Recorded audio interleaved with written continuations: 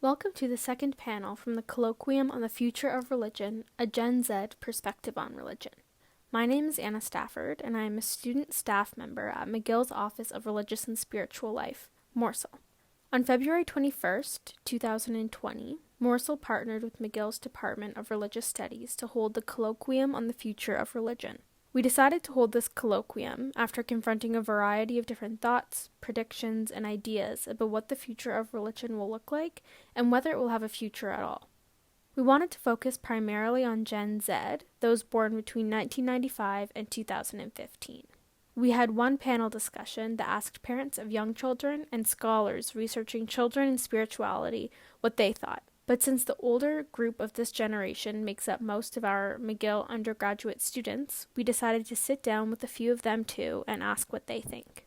We asked them about what their experience with religion was like growing up, how it informs their engagement now, and where they think religion will be when Generation Z comes of age.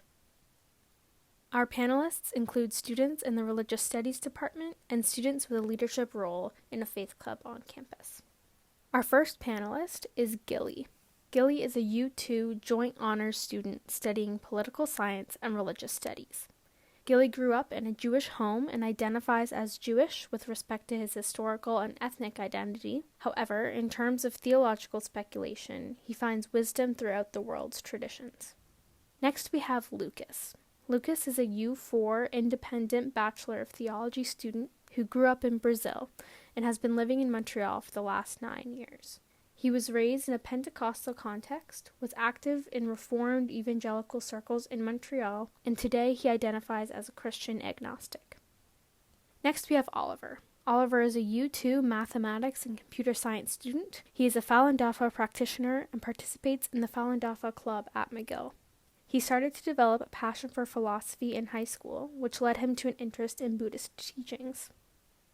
Next is Khrystia. Khrystia is an undergrad in her last semester, majoring in physiology and minoring in world religions. She grew up in a Ukrainian Catholic home in Saskatchewan, attending public Catholic school from kindergarten through to graduation, and is now heavily involved with the Newman Catholic Student Society, the Catholic student group on campus. Next we have Sophie. Sophie is a third-year McGill student double majoring in history and world religions with a minor in Judaic studies. She was enrolled in religious school education up until her first day at McGill. At McGill, she sits on the student executive for the Religious Studies Undergraduate Society, and also sits on the student executive for Chabad at McGill, one of McGill's Jewish groups. Next, we have Zeytouna. Zeytouna is a U3 social work student at McGill. She's an active member of the Muslim community on campus and has served as an executive on the Muslim Students Association for 2 consecutive years. She currently works as an intervention worker at a culturally and religiously sensitive women's resource center for victims of domestic violence. Then we have Josh. Josh is a student from Montreal majoring in world religions and political science. He is a proponent of the study of religion for its ability to bridge the divide between people of different backgrounds and to facilitate community activism in the context of Montreal's diversity. Josh also sits on the Religious Studies Undergraduate Society Executive Committee as VP Internal. Finally, we have Sophia. Sophia is a graduating honors international development studies student at McGill. She's originally from Amelia Island, Florida, and is a part of the Unitarian Universalist religious tradition. Sophia is particularly interested in social issues affecting families and LGBT communities. I started off by asking whether our panelists have mainly experienced continuity in their relationship to religion and spirituality through childhood, through adolescence, into young adulthood, or if they have experienced a transformation or a significant rupture or change in what they believed somewhere along the way. We will hear from all of our panelists in the following order: Sophie, Sophia, Gilli, Zeytouna, Oliver, Josh, Lucas, and Khrystia. As was previously mentioned, I grew up with a religious private school education, and my first day of McGill was really a very changing day for me because it was my first time experiencing people who came from different cultural, religious backgrounds, different communities. Though I'm very grateful for the community I grew up in, it could be insulating at times. It was definitely a bubble. So coming to McGill, I was introduced to a wide variety of new traditions. And in respects to my faith, I originally had viewed religion kind of as needing to have a loyalty to your faith and not really being introduced to all the positives that can come from interacting with different faiths and different religions. So coming here, where we have such a developed religious studies program, tons of faith and spiritual groups on campus, faculty who have engaged with religiosity in different ways, it really opened my eyes to the way that exploring and interacting with new traditions can enhance my learning experience and can also enhance my interactions with my own faith. I was raised on Amelia Island in Florida, which is a very small, homogenous, Christian conservative town in the rural south of the United States. And I was raised in one of the very few non-Christian families on the island. I wasn't Unitarian Universalist yet. Both of my parents had been raised Protestant, more or less, in quite conservative families, and they had both left their religions as adults and had a lot of negative feelings associated with religion, so they decided to raise my sister and myself more or less without it. And we faced a lot of hostility from our community with that. So I grew up with quite a negative perspective on religion. I had a friend in kindergarten tell me that she couldn't be my friend because we didn't have a church we went to. And I was 5. And so this was my idea of religious people, and I think my parents did reinforce that quite a bit because of their own experiences. And so it was as an adolescent, at around 11 or 12, that I, in the rebellious adolescent way that I guess everyone does, became interested in figuring out religion for myself and seeing what my experiences would be like and if they might be different from the ones that my parents had. And they were, and I found the Unitarian Universalist Church an amazing, welcoming place when I was like 11 or 12 that I started going to alone, and it really allowed me to explore big ideas about the world by myself and follow my own path with sort of the guidance of older people at the church.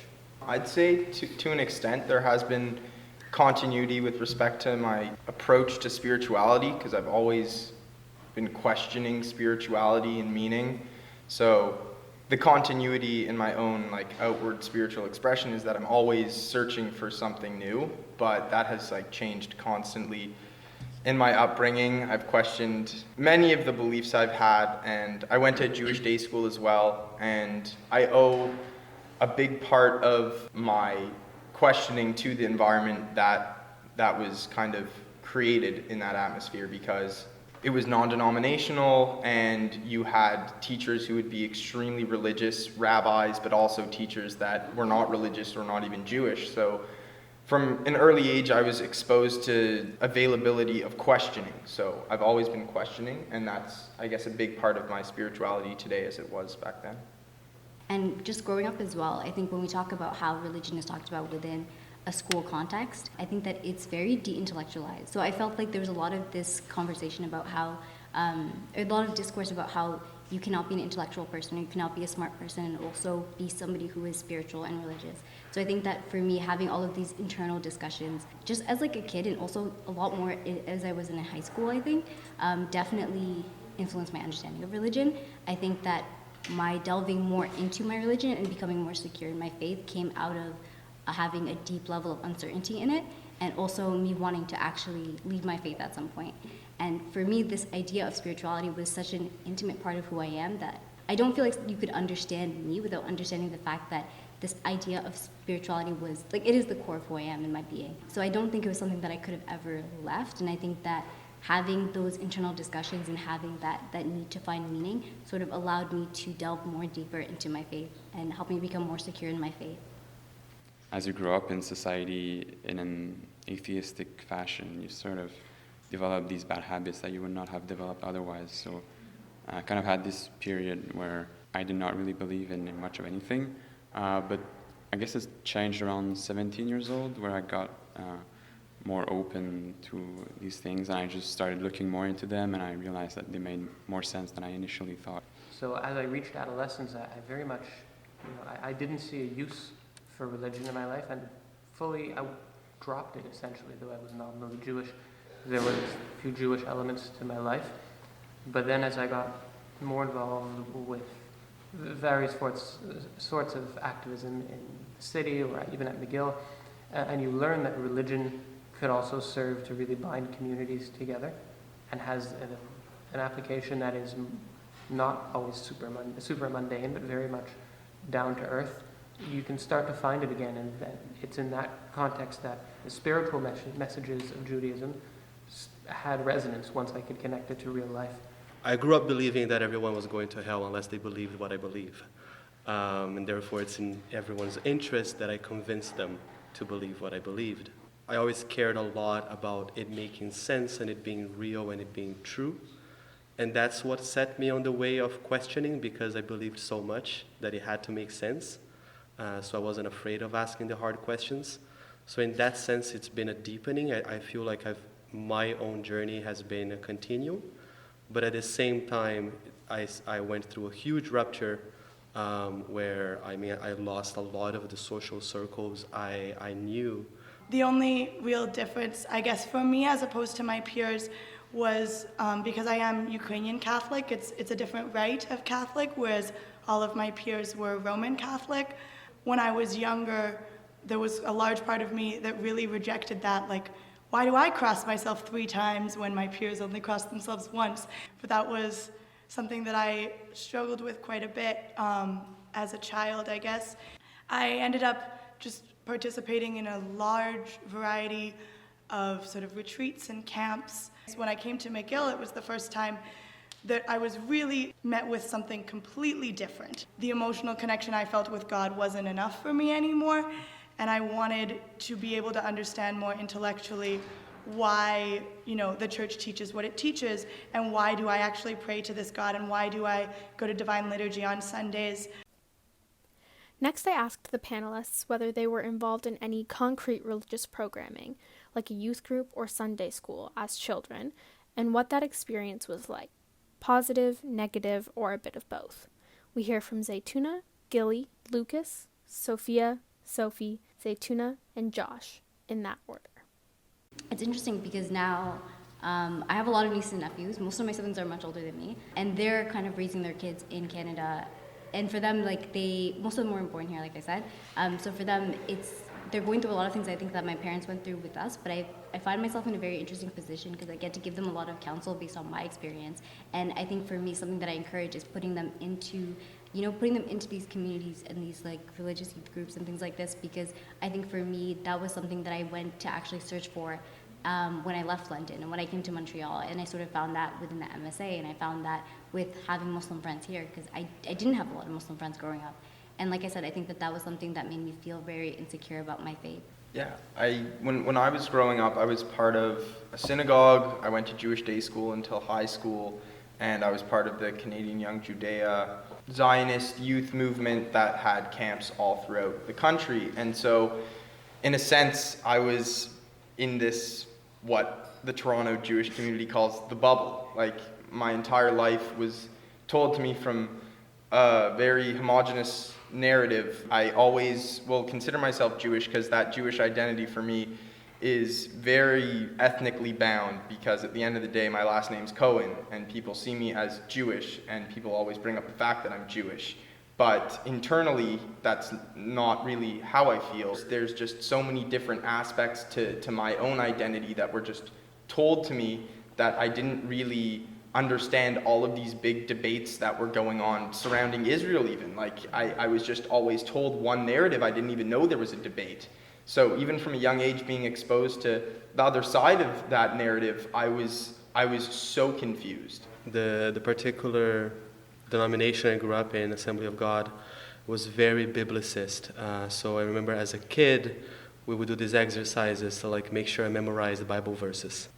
We would have children and youth gatherings where there would be competitions of who knows the story of the Bible the best. And I would be the kid that the team would choose to go in the front when they really wanted to win, because I just knew the Bible so well. It's hard to say whether it was positive or negative. I mean, there's a lot of weight, there was a lot of guilt put on me and made living in the world very difficult. But one very interesting thing that I find is very positive is definitely I learned a lot of wisdom in ways that a lot of my friends around that are not religious don't have. I had a conversation recently about navigating mental health, especially friends who deal with severe anxiety. And they talk about intrusive thoughts and how sometimes, you feel like your mind is telling you this or that. And I'll be like, yeah, when I was raised, I learned that there's my thoughts, there's thoughts that come from God, and there's thoughts that come from the devil. And the devil is lying to you, and the devil wants to destroy you. You just don't listen to the devil. You listen to God and you listen to yourself. And I realized that I had this psychological tool of parsing through my thoughts that helped me navigate anxiety. Personally, I was involved in youth groups, the camps around the country for the Unitarian Universalist Church. We have a coming of age program in grade 8 where you, every Sunday, you attend these classes with other young people, and at the end you present something called a credo to the church, which is sort of a statement of belief in who you are at that moment, at that point in your life, with the understanding that this is something that's constantly changing. But I still felt like the youth group created a space where questioning was sort of normal. This is a time in your life where you probably are questioning your faith, as a lot of us said we were, and questioning the way that you were raised and just how objective it was. But you're also questioning every other part of your identity, your place in the world, your place in your country, your personal relationships and own sexuality that's coming to be. And I felt that it was a really good place where that questioning was normalized and you could ask these questions that, even though you could in the church, maybe asking these questions to people who are older than you could be a bit intimidating. So it created a space for that I found really useful. So building on that point, my experience with youth group was we would all be asked, what is it about your Jewish identity that you care about? And such a frequent answer was community, which is really what I got out of these youth groups. And I feel it is such a useful tool, especially when you're a societal religious minority, for youths, when you have to explain complicated situations, when you're speaking with other people who are sharing the same experiences as you, it makes things more comfortable and just so much more easy to conceptualize, and not necessarily coming from a spiritual place, not necessarily coming from a political place, but just coming from the sense that you want this community of like-minded individuals for your children that they can engage with and they can bounce ideas off of in order to develop their own experience. It's sort of like a form of group therapy. And I thought that really resonated with me because, again, as somebody in social work, we talk about working with groups, and I do notice a lot of commonalities when you're looking at group worship and working with groups and engaging in those kind of therapeutic environments. And I thought that was really important because, especially now in this context, I feel like secularism is utilized a lot, it is weaponized a lot in the same way religion used to be weaponized in order to oppress certain groups. And I think that when you have these spaces, like you said, it provides this space of healing. And I think that is so crucial to have people who share those experiences with you to engage in that healing and to help you kind of face a lot of the things that you're going to face within society. I definitely think that it's very important to have that group. And I also didn't grow up with much youth group experiences to religion, but I can see how the ability to discuss your spirituality with someone else is an extremely intimate and personal thing. And doing that allows you to humble yourself before your peers, before God, and depending on the religion, but humble yourself before greater powers. And that is a good tool for building empathy. So if you can have that kind of connection, even within your own small group, even if it's just Jews or just Muslims in that group, you're learning to connect with other people. And from there, you can engage in a lot of interreligious dialogue that would be very hard to do if you're not at least grounded in the concept of sharing beliefs and faith with others, even if they're quite similar. Next, I asked them how adults in their life, their parents, their teachers, addressed religious traditions, either in general or traditions other than their own. So how did they navigate conversations about why they were a part of this tradition and not another one? We were thinking specifically of children asking how they knew they were in the right tradition. I asked the panelists whether this was navigated well and what could have been done differently. We hear from Sophia, Josh, Sophie, Zeytouna, and Oliver, in that order. So the messaging I received before starting to go to the Unitarian Universalist Church was the one from my parents, who had had really negative experiences with religion. They sort of told me things about religious people that put them down and that put them as below us intellectually, and they really discouraged me from ever exploring those ideas, which I think was, harmful and didn't really encourage me to have a very open mind. But I found that once I started attending church on my own and asking myself these questions and developing more compassion and interest in religious people who came from different faith backgrounds than myself, that did a lot of good. And I think my youth group encouraged me to do this. We had something similar to what Morsel has, actually, a weekly thing where we would go to religious services of other faiths. When we're thinking of youth groups versus good, when they're good or bad, it's important to look at the character of the youth group. If you have a situation where your group is saying, well, what we have is right and everything else is wrong, that can end up being very alienating to members of the group. For example, if you have a young person who's struggling with their notions of gender or sexuality, and you have a youth group of various religions where this happens that prizes things like conversion therapy, this has the adverse effect of warming people to faith. And in fact, it privileges God to only certain people in society. What is the context of that? What's the tone of that setting? And that could be really enriching, whether or not it has a religious overtones. And if it does, all the better, or all the worse, whatever. But yeah, it's not a black or white thing with these. Having that interfaith aspect, that aspect of exchange, I think was kind of sheltered from me before, in the sense that there's not, you don't need to exchange with other religions because your religion has all the answers, when really exchange and asking people questions, even as a 13-year-old, just made me appreciate everything so much more. I sort of wish that youth groups would make more of an effort to do things like Morsel does, bring people together, create a safe and comfortable space for exchange, because I think I was taught to be in the mindset that there's no reason for exchange because you already have everything, but I think what you have really gets enhanced through exchange. With regards to faith teachings, I always knew that there was this theme of respecting the sacred nature of other faiths. This was for sure prioritized with regards to respecting Christian and Jewish faiths, because there was this understanding that the Bible and the Torah preceded the Quran, and there was this continuity, and there are a lot of prophets from these books that we do share as well. So there was this inherent respect for those faiths that was prioritized, but every other faith and understanding was kind of viewed as heretical, and it was just used as you just don't really have as much respect for it.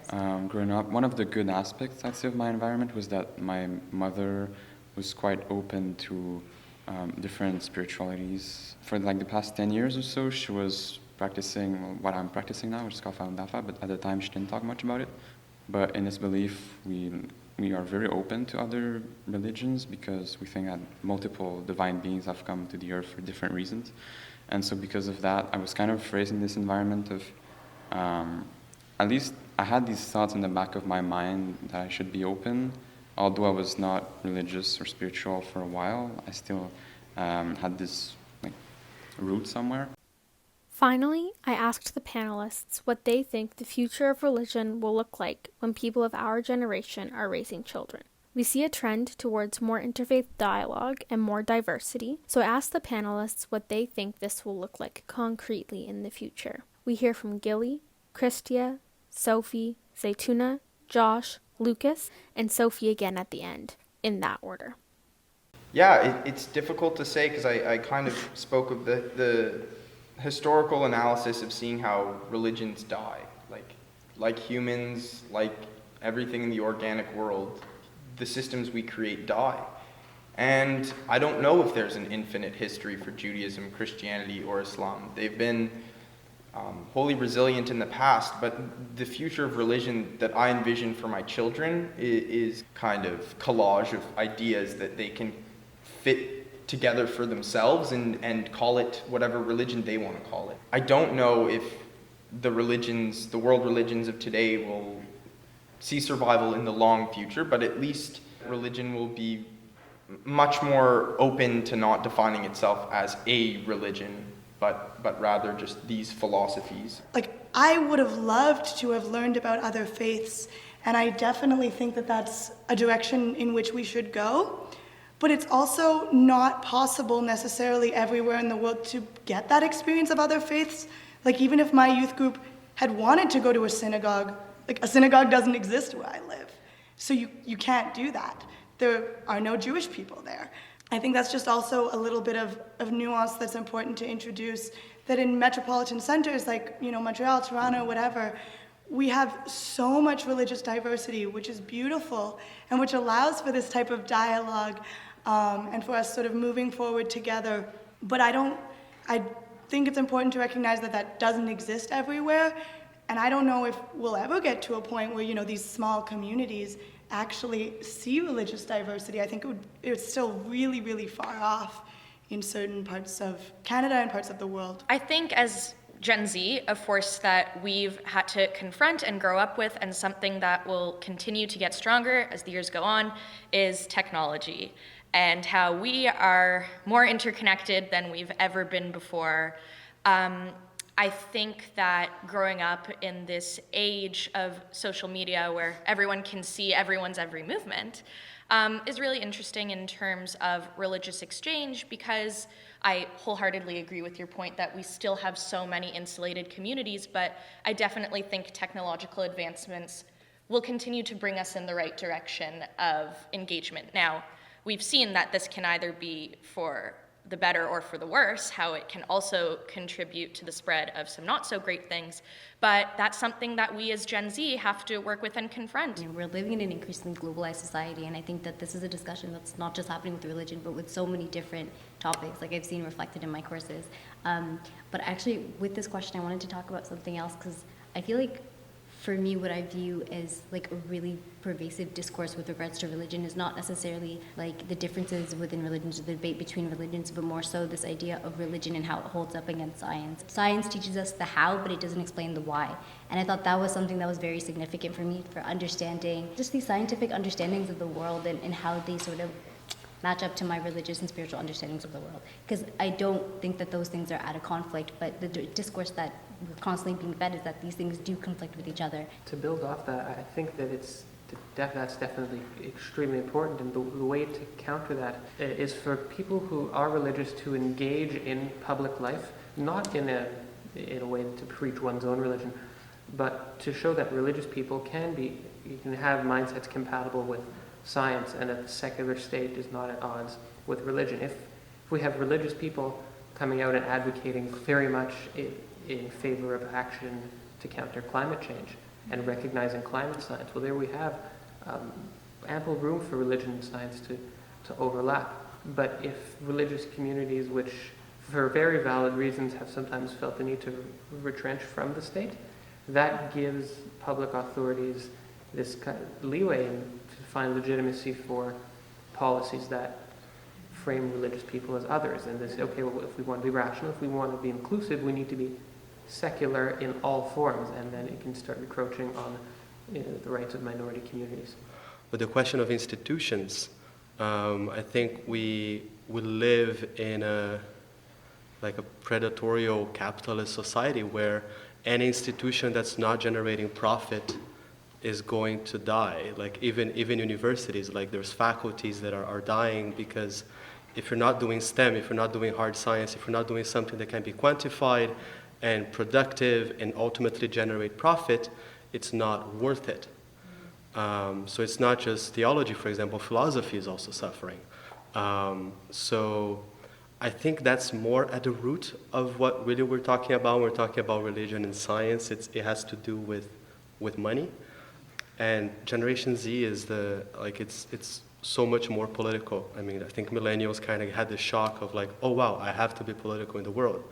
Whereas Gen Z is a lot more like, oh, we have to be political in the world, period. So like there's a lot more fundamentalist groups that are rising out of that tension. But on the other hand, people who want to change things and make it different and give it a different space are also a lot more empowered and loud and angry. So I think in terms of categorizing Gen Z, everyone wants to call us a bunch of different things: secular, religious, disinterested. I think you can tell from this panel what I see as one of the defining characteristics of Gen Z is that we're very inquisitive.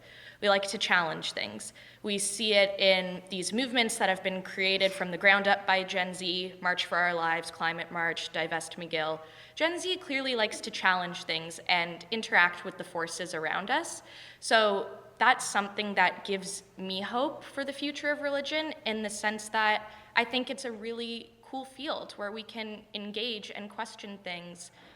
Here at McGill, in religious studies, we do it all the time. So that's definitely something that gives me hope for the future of religion. Gen Z's nature to really investigate things, get to the core of things, challenge them, question them, analyze them.